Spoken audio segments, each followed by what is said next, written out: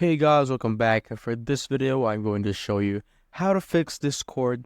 Well, this is awkward crash.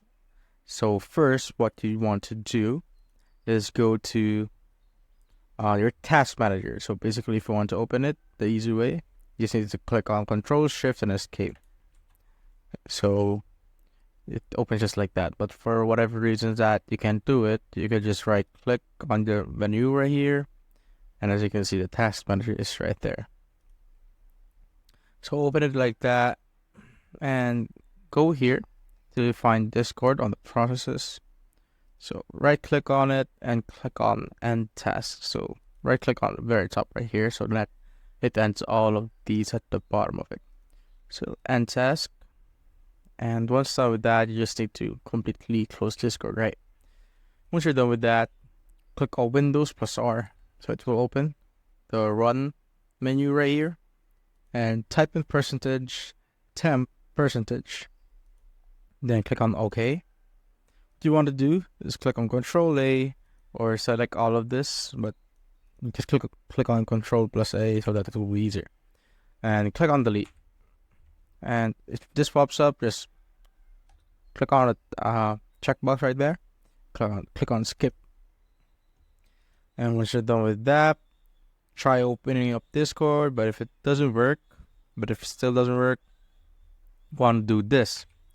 Open Windows R again and type in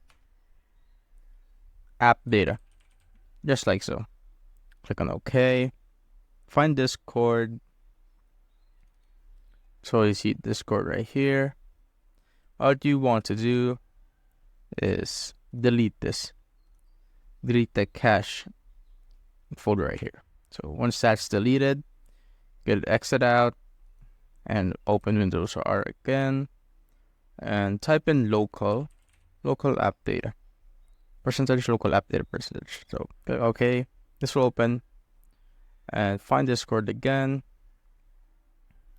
and delete all of this folder. So you want to delete this folder. Boom. And once that's deleted, you can now reinstall Discord from their website. So just open your browser and type in Discord, and click on download and download for Windows. And that's just basically it.